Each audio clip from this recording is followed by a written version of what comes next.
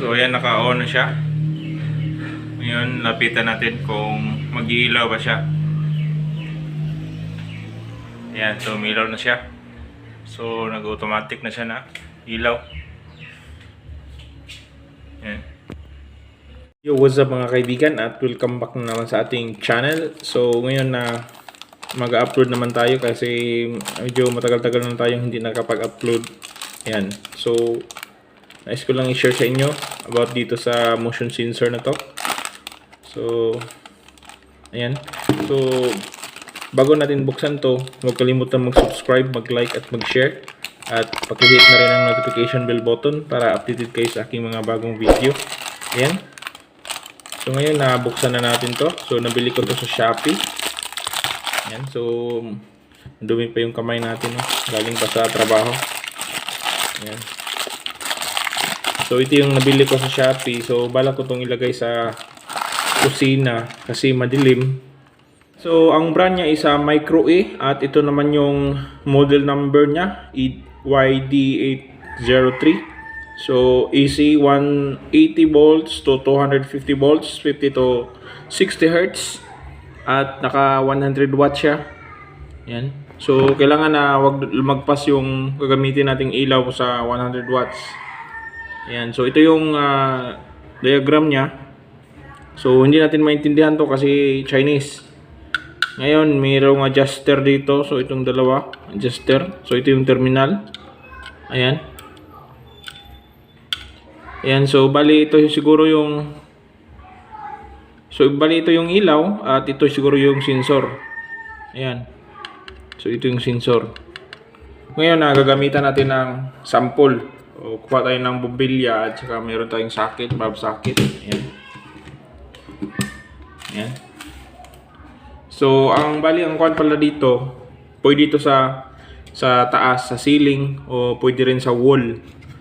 Di rin sa lagay natin sa gilid, pwede rin natin ilagay dyan para mag-automatic sa switch.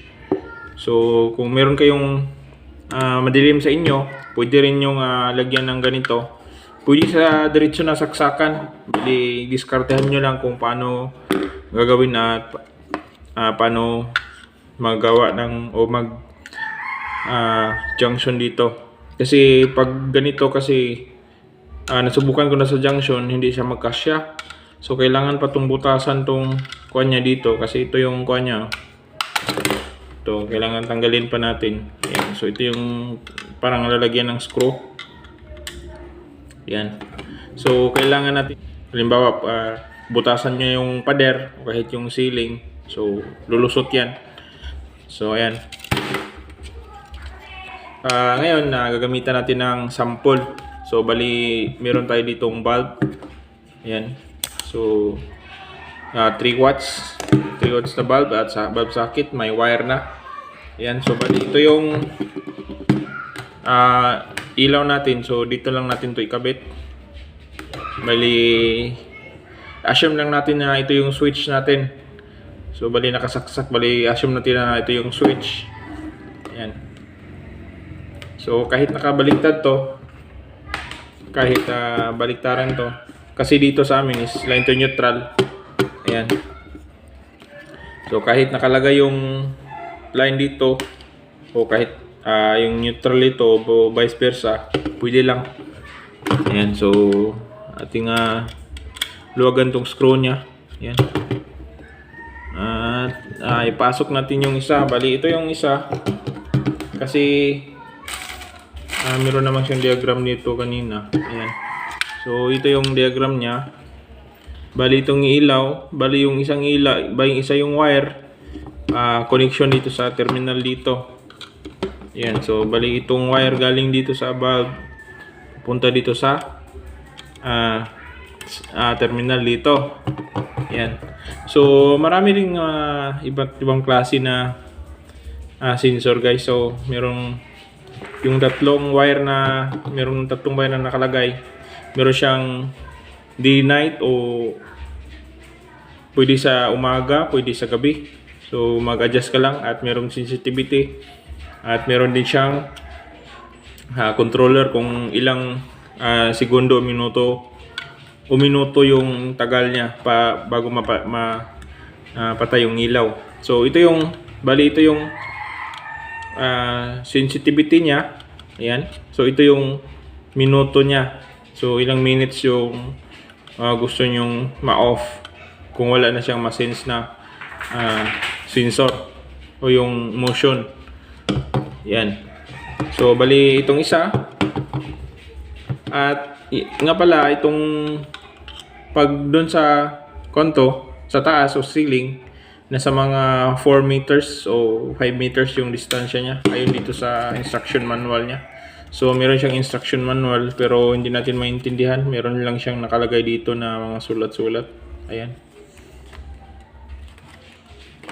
So ngayon na ay ilagay na natin to dito sa sample lang.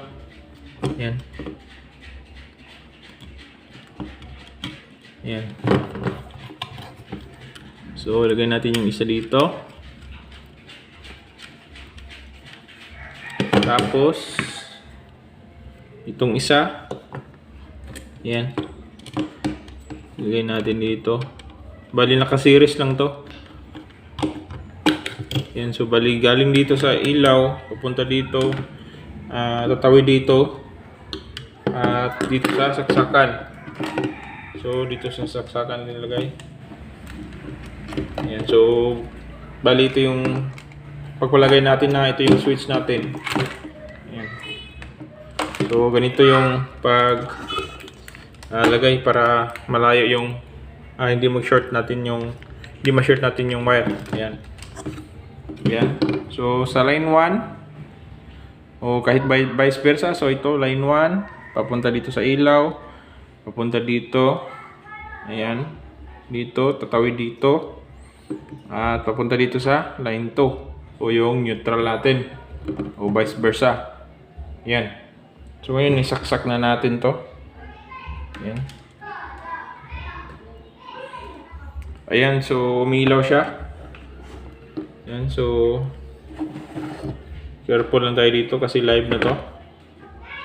Ayan, so meron tayo ditong papel.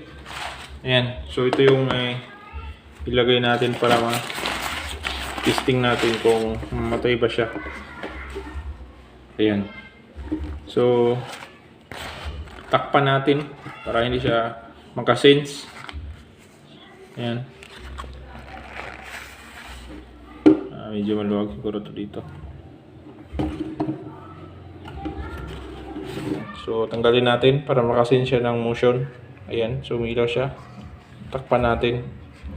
So mag-off siya kung ilang minuto yung setting natin nakalagay. So bali ito yung setting natin dito at ito yung sensitivity niya. So ayan. Ayan, so na-off siya kasi wala na siyang tinakpan na natin. So ganyan yung setting na ilagay natin. Ngayon i-actual natin doon sa taas kasi meron akong paglalagyan nito kasi madilim. So maganda kung diretso na, switch mo lang yung switch. At kung dadaan ka, so it means iilaw na siya automatic. So ayan. So ayan oh, ilaw. So ito na yung setting natin nilagay. Ngayon butasan natin yung ceiling para diretso na siya lagay. So ayan, so bunutin lang natin to. Ayan, so kailangan ang size nito, yun yung sukat na bubutasan natin sa ceiling para ilagay natin to, at ito yung screw niya. So ito pala is hindi kasya dun to sa junction box, hindi diskartehan nyo lang kung halimbawa bibili kayo nito. So ilagay ko sa description below kung saan ako nakabili nito sa Shopee. So ang presyo naman nito is nasa 75 ata to. So yan. So tingnan nyo lang sa description, ilagay ko. Ayan. So magbubutas muna ako dun sa ceiling. Butasan ko muna yung ganito para diretso na. So yan, butasan na natin yung pagkabitan natin ito. Yan. So itong isa, di ba may terminal isa? So kukunin natin tong isa dito. Yan. Kukunin natin tong isa dito, terminal. Nilipat natin dito. At itong isa, diretso doon. Diretso dito sa may connector. Ayan. So, hirapan tayong maghawak ng camera. So, mamaya na lang. Ayan.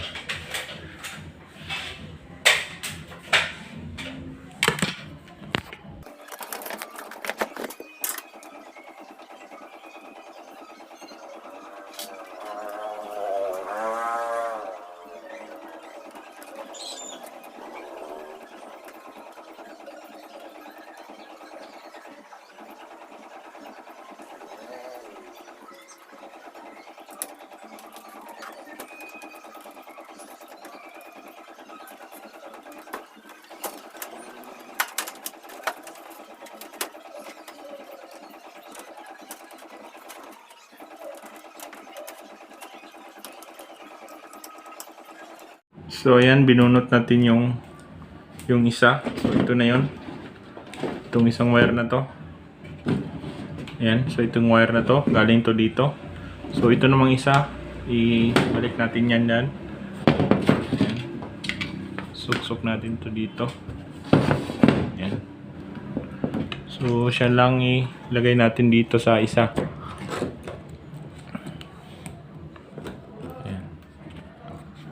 Sa may connector. Yan. So, bitan lang natin to. Yan. So, yan. So, nalagyan na natin ng tape. Yan. So, meron na siyang connection dito. Ayan. So, lagyan lang natin to dito. Ayan. Balik natin to. Ayan, nakabit na natin tong isa, yung ilaw, at ito naman yung motion sensor niya. So, balik lang natin tong cover niya. Ayan. Ayan, so ngayon pailawin natin. Switch natin yung switch. So yan, no? I-on natin. Ayan, naka-on na siya. Ayan. So, umilaw na siya. Ayan. So, ngayon, buka natin tong takpan. Takpan natin to. Ayan. Ayan. So pag tinakpan yan, mag-counting pa siya. So ilang minutes o minute o ilang segundo. So kumpormisan nyo kung mag-adjust kayo. So kahit sa anong klaseng, ayan, so nag-off na siya. So kahit saan anong klase na motion sensor, meron siyang adjuster sa ilang minuto at saka sa sensitivity niya. Ayan. So, naka-off na siya. Naka-off na siya. You know? Ayan. So, on. Ayan. So, ayan. So, sana nakatulong tong video na to at paki-subscribe na lang at paki-share. Salamat sa panonood. At hanggang sa muli. Thank you.